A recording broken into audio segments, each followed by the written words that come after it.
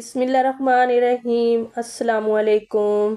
उम्मीद करनी आ सारे मेरे बहन भाई ठीक हो सो। अज मैं बनाई पई हाँ कलेजी पोटे का सालन। कलेजी पोटे का सालन बनाना बहुत आसान ते इतना मज़ेदार हो सी। इंशाअल्लाह हर बहन भाई खाना पसंद करे सी। कलेजी पोटा बनाने वास्ते कढ़ाई मैं 2 चम्मच घी शामिल कर ली सा। बिस्मिल्लाहिर्रहमानिर्रहीम। घी हल्का जी गर्म हो सी ते इहदे विच मैं प्याज ते हरी मिर्च शामिल कर दे सा। प्याज ते हरी मिर्च शामिल करन तो बाद मैं प्याज ते हरी मिर्च नूं 2 ਤੋਂ 3 मिनट भून लई सा। अगर तुहानू मेरी ये रेसिपी पसंद आवे तो मेरी इस वीडियो नूं लाइक शेयर सबसक्राइब करना ना भूलिया है। बैल आइकन नूं दबा दिता करो ताकि आवन वाली हर रेसिपी मेरी तुहाडे तक जल्दी पहुँच जाए।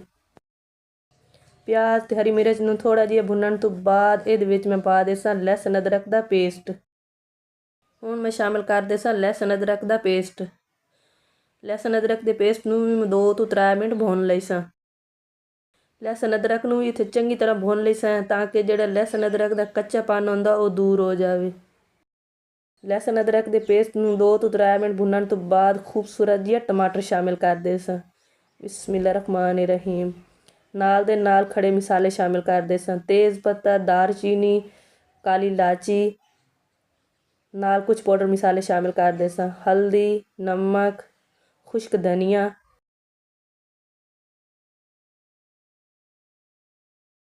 लाल मिर्च शामिल कर दे सां। मसाले नूं चंगी तरह मिक्स कर लई सां।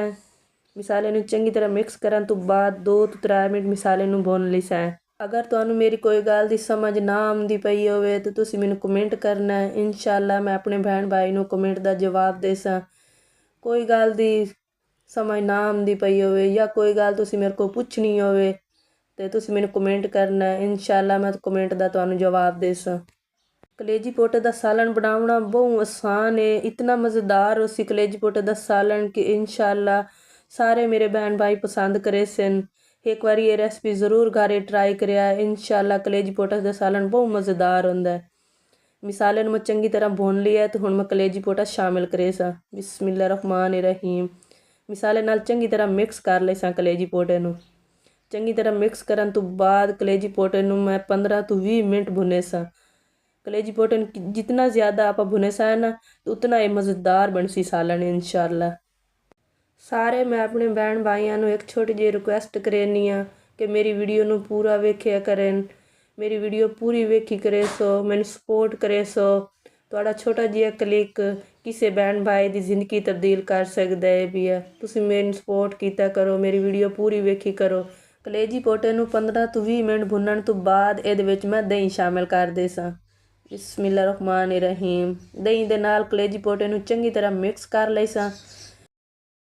मिक्स करन तो बाद 5 ਤੋਂ 7 मिनट मैं दही दे नाल कलेजी पोटे नूं पका लई सां। कलेजी पोटे दे विच तुसीं दही शामिल करनी है पानी नहीं शामिल करना। पानी शामिल करे सो तो बिल्कुल सालन नूं तुसीं बेकार कर दे सो।